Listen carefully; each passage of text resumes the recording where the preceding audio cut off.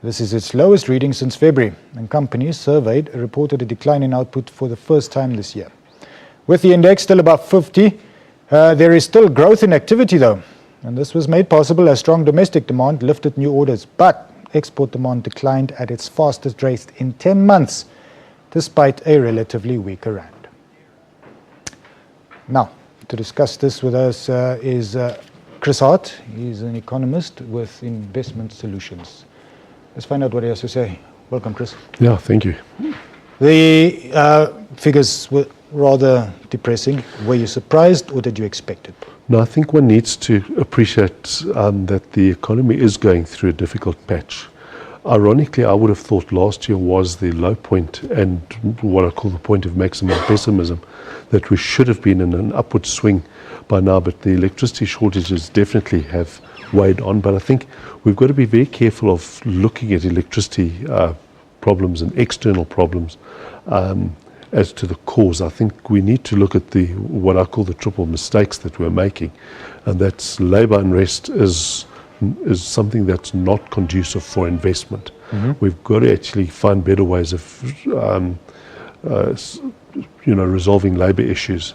The second is that when companies are being pressurized on costs, right, they cut back, and usually it's investment in growth that actually is something that is cut back. So the second big mistake is the regulatory tsunami that we've seen coming through, the very intrusive regulations that require economies of scale. It's not easy for small businesses to actually be compliant, and it's sapping resources for compliance. And so when your compliance costs are shooting out and your business costs need to be contained overall, that money comes from other areas of the business, and such it's as through fruitful salaries, but it's also investing in growth that struggles.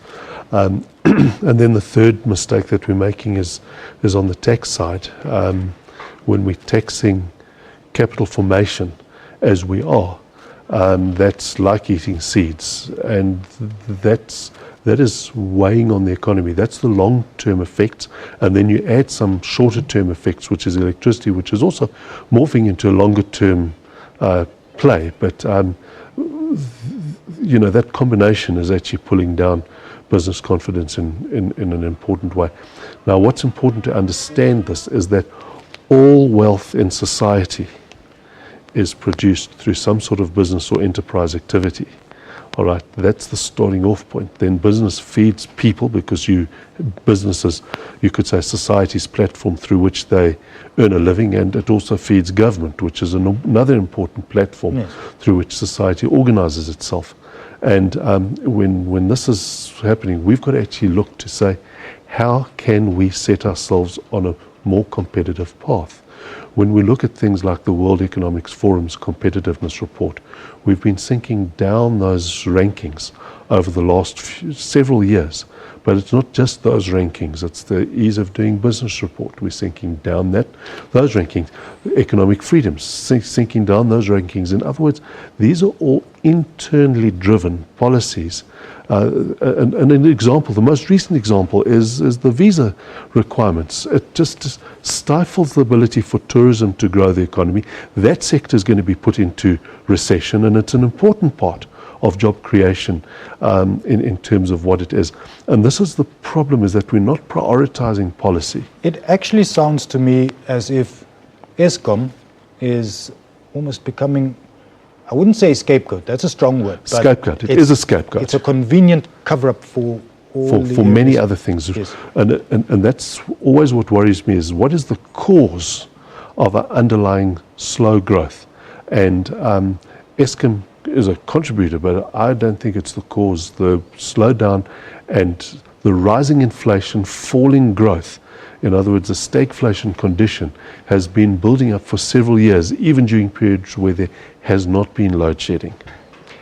Let's talk about the drop in export demand. Now, this is an external thing, but I'm wondering, is this because our product is the problem, or is it that our customer doesn't have enough money? Well, let's put it this way. We're looking at a single month. So if you actually, again, step back and look at the trends, our current account deficit has been widening over the last 6 years on the back of a weakening exchange rate, right, and a slowing economy. Now, when it was widening before the global financial crisis, it was on the back of a strengthening or reasonably strong currency and a strong economy, which is then the right relationship. The fact that we have got this widening current account deficit under weak currency conditions suggests that we are actually losing competitiveness, and that goes through the various rankings that I was talking about, the World Economic Forum's competitiveness. So again, we're talking freedom. about an internal problem. We're talking about internal, that we can't be so focused internally that we're not worried about actually being globally competitive. We have to put that right, because the opportunities are when you've got so much financial repression, interest rates pushed down to zero in Europe, and you've got literally solvency crisis happening in the developed world, and Greece is just Greece just got there first. There's a whole queue of countries that have also got serious solvency issues. South Africa and other emerging markets, this is an ideal opportunity to say, let's be a haven from that rather than emulate that. I saw an interesting comment today that South Africa is headed towards becoming a failed state, and that within 5 to 6 years we'll be looking for a bailout ourselves. No, I think failed state is wrong, okay, because I think South Africa's got very strong foundations, and corporate capability that prevent us from being a failed state.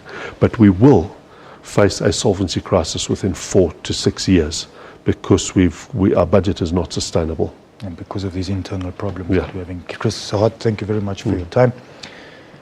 Here we go. He's Chief Strategist at Investment Solutions. Chris Hart.